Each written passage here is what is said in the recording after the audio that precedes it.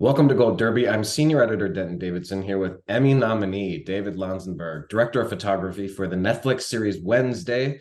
Congratulations, David. This is your first Emmy nomination. That has to feel pretty cool. So how did that feel and how did you hear about the nomination?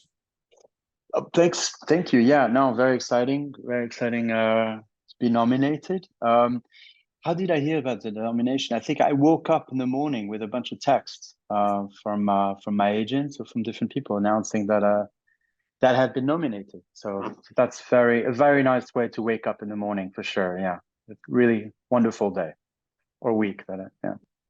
It's an interesting category because there's a mix of comedy and drama. It's 1 hour hmm television, so it doesn't group you with the hmm comedy genre like some other categories. It's based on the length of the episode. So does that impact you as a director of photography going into a project, like what genre you're filming, or does it make a difference for you? Does it make sense for you to keep competing with dramas and mixing genres like that?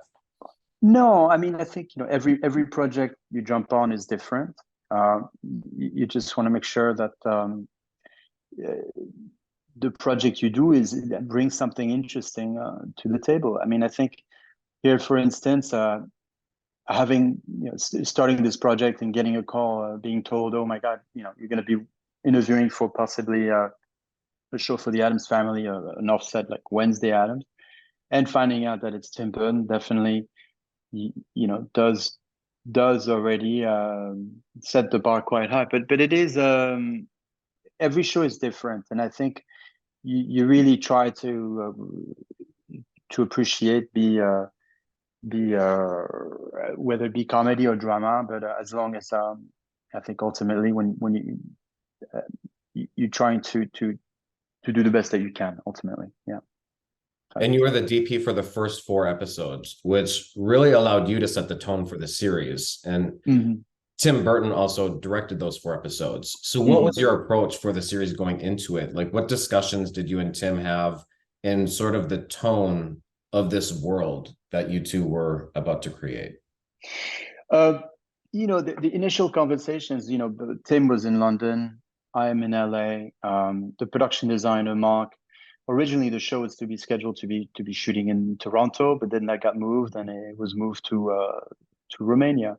The initial conversations were very technical at times to kind of both of us getting a feel for each other. I think for Tim and myself, I had never worked with Tim before, and getting an understanding of you're walking into a world of Tim Burton. You already know that there's a very specific stamp that he has established throughout the years that is quite extraordinary. So you have that on one hand, and then you have already the look of the tone anyway of what was established with the Addams Family throughout the years, be the black and white series as well as the Barry Levinson movies. So you already have very strong uh, you know settings already that takes you in. As far as the getting into the discussions with Tim Burton, I think it was a very fluid and very organic way. Not like using that word, but basically things were not so stern right off the bat. It was really getting a sense of these are the sets. We're walking through the sets, getting a feeling for it, and really not trying to lock ourselves into anything, especially Tim, I think, into let's put the camera here or there. It was really very organic in the sense that it had its own current and speed at which we got to where we wanted to be.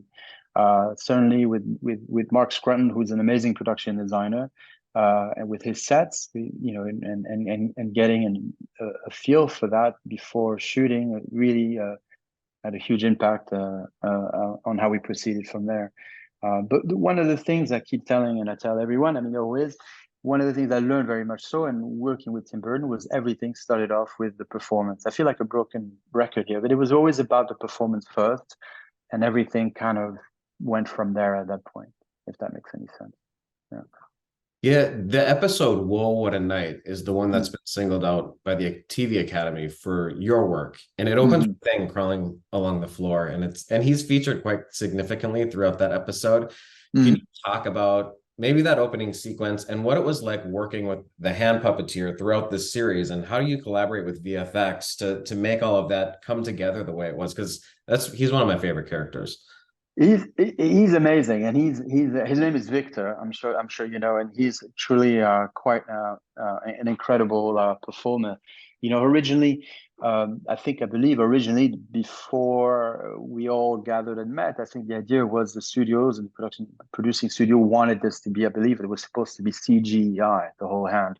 And very early on, Tim was very much involved and said, "Listen, no, it has to be a character. It has to be someone that is on set with us that we can all get along." And that was a funny one. But anyway, that he basically was a character like everybody else on set.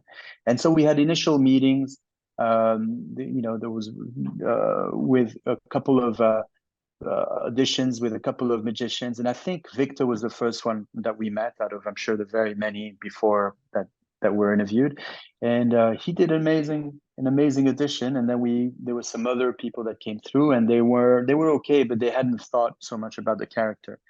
Uh, now, this was an incredible situation because you really are trying to bring back to the lo-fi feeling of it all, of having this hand that has to feel like it's its own thing. There's nothing a thing, but there's no pun intended, but there's no body attached to it. So our production VFX producer really spent many weeks rehearsing with Victor.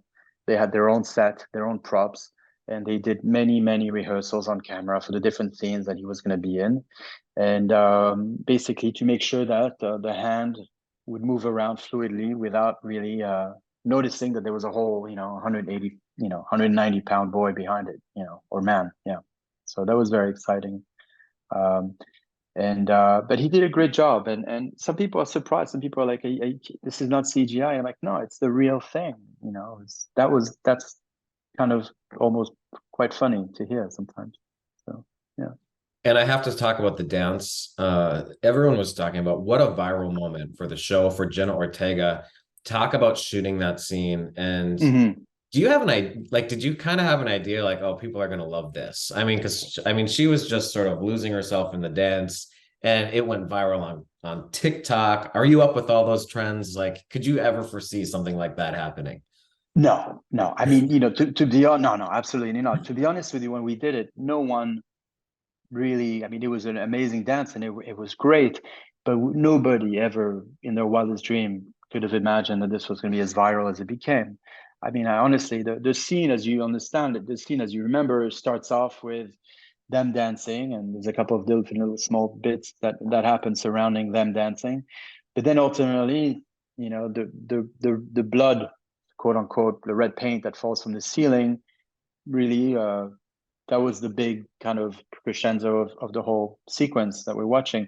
And for us, I mean, for me especially, that was the one thing that we really had to nail, because we didn't have that many takes to do that, and I was more concerned about getting that right, making sure the blood, we had rehearsed the blood, we had done all this work, and the quality of the color, and the texture, and the this. I mean, it's like months and months and months and months of rehearsing and shooting and so forth. So it was so funny to do this whole bit, and then finally everybody watches it, and it's the dance piece itself that is the one thing that everybody was like, all over. So it's fun, it's exciting, and sometimes you never know at the end, when you're shooting, you can never guess, or you cannot try to assume what would people be falling for, or having the best time with.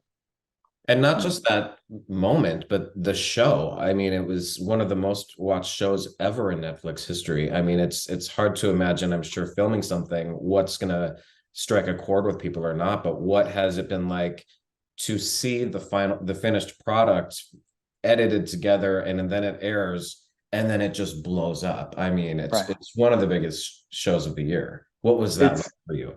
I mean, when you're there on set working, those are things you don't, I hate using that word, but you try not to drink the Kool-Aid. You're really there to do the work that you're hired for, and doing the best that you can. Already you have an amazing opportunity to work with with Tim Burton, and the people like Colleen Atwood and the production designer. So you really are trying, and you're focusing very much so on the job at hand and every day. And so, when you're there, you don't really think about what's going to happen in the future necessarily, or how amazing of a show. You know, it's going to be pretty special already because Tim had never done anything quite like it. So you know that the bar is pretty high and something's going to happen. But never, when this show came out, I didn't expect this thing to be as wild and amazing, and how well received it was. So yeah. And there's some great imagery and shots in the woods as well. Can you talk about filming those scenes in particular and what just working in that location in Romania was like for you? Yeah, I mean, I had worked in Romania about 20 years before as a camera assistant on another movie, and the country back then, I think 10 years prior, I think Ceausescu was the dictator, and he had been um, no longer didn't exist anyway, and a very strange incident. But anyway, he so the country had quite changed quite a bit. So it was very exciting for me to come back 20 years later and see how the country grew really in quite a fantastic way. I mean, this was a country that was taken over by communism for quite some time, and but being there, and the forest and the places we shot at Fort, not a Fort, that's in Hungary, at oh god, I'm drawing a blank, I'm sorry, as far as the studio, oh god, they're very odd names, I can't have it anyway. Oh, I have to tell you the name of the studio itself, but these were the same studios I'd worked with 20 years prior, and there's 20 acres of these studios that were existent from the communist times all the way back then. The communists used these studios because they understood the propaganda, the aspect, and the weight of having movies that were promoting, obviously, the sometimes their agenda. But it was a place that was amazing because there was a forest that was surrounding the studios. And not that the forest belonged to the studio, but we were able, I think our executives through the studio was able to basically being able to lease part of the land, as well as the place where they took the mountain down to build the village, the town that is next to, and I can't remember the name of the village, but where you have the church and you have the cafe, the bar, all these scenes were built on a mud field 6 months before, and they did an amazing job of building that in no time. But the sequences at night in the forest were very exciting. I mean, you know, when you're working with Tim Burton, one of the great films I remember, one of the ones I really loved was obviously, you know, some of the Johnny Depp movies and the Christopher Walken. Oh my God, dropping a blank again. But the Headless Horseman. Oh, bloody hell. Anyway, Sleepy Hollow and things like that. Sleepy Hollow. My apologies. Yeah, I didn't drink enough coffee today, but Sleepy Hollow. And you know, really just amazing work they did back then. And it's not that we try to recreate anything quite like it, but we know that, you know, having atmosphere and haze in the woods, you know, kind of to me has a little bit of a staple of Tim Burton. So we just try to push a little bit more with that, and it worked out great. We had a lot of fun with that. Do you have a favorite moment? I mean, are you able to sit back ever and just look at your stuff and say, damn, I really just nailed that one? Like, do you have a shot that you like the best from this show? You know, I don't know about other DPs or not, but sometimes it's, yeah, you look at something and I get very critical looking at it again. You know, I always say, ah, bugger, I could have done this better. I could have done this. You know, I think you're always in hindsight, you're like, "Ugh." But there's one scene that I'm really happy with, and I always loving because I was a bit cheeky about how we came about to exercise the scene. Is this scene, I think, in episode, is it 103? Where it's the scene where basically Thing and Wednesday burn down the statue, I believe. The statue burns down, and Wednesday is in Principal Weems's office. It's like the scene is like early evening, and the only thing that's lit is the fire. Now, this is a location, it's a practical location, but our production designer built this amazing monument of a fireplace, the head of Medusa with the snakes and all that. I mean, it's just like you see that and you're like, oh, you know, you want to kiss the feet of the production designer, how amazing it is. And I only lit, you know, usually when you block a scene, all the lights are on in the room. But this time I told the gaffer, just keep the light of the fireplace, because it's not a real fireplace pushing through unless you look into it, but keep the lights only there. And basically, the actors did the scene next to the fireplace, and very much so, that's exactly how it was blocked. And they gravitated next to the fireplace, the scene between Wednesday having an argument with Principal Weeds. And it's one of my favorite scenes because it's very simple, but yet it's got a lot of mood. They're angry, she's upset, and even with the camera, how the camera's positioned, and I think everything on that day was like, firing on all cylinders for sure. So very excited about that scene. Love that. Yeah. I read like a lot of cinematographers and directors, you sort of get your feet wet with music videos, and you've worked with some great artists like Lenny Kravitz. Can Good. you talk about, what that was like? What's one of your favorite musical artists you've worked with, and what is it about music videos that seems to prepare so many people for success in this business? Because a lot of people that I've worked with in the business sort of started off in music videos. When I arrived, I didn't go to school for this. For any of this, I kind of worked my way up from being a trainee to a loader. Back then, it was film, and at the time, music videos were completely in their prime. I mean, this was like an amazing time for music videos, and some of them were, in the upwards of a couple $1 million for just 3.5 minutes. So being witness to that and working on these incredible productions was quite exhilarating as well, because it was also mad. The artists sometimes had to be mad. I mean, the Rolling Stones don't drink milk, everybody's a bit nuts. So you kind of exposed to it, and it's very exciting, and that's where it started off. And it's not like there's one particular way of how does a DP get from here to there. There's no necessarily any rules. But I think one of the things really that was very important at the time was really paying attention as a young up and comer, and working your way up. But music videos was fantastic. I mean, I remember working as a focus puller for music videos and commercials with Spike Jones. Wow. All the way. Yeah, no, there's some fantastic ones. I think you mentioned something about what is one that I remember that was amazing, working as a camera assistant. And it was for California. And it was basically a man running on fire. And we shot that at 2,500 frames per second on film. And I don't know if you're familiar with in Los Angeles, there's a street, there's a Sunset Boulevard. Everybody knows that one, but there's one called Gardner, I believe. And we shot, I think, 9 times this guy running on fire. We lit him 9 times. And I'd been in LA for a couple of years now, but this was kind of like the moment that you said to yourself, this is pretty wild. I'm getting, paid to do this. And it's kind of music videos at the time, I remember, were very much like, pushing on many fronts, many envelopes. I mean, that was very exciting at the time.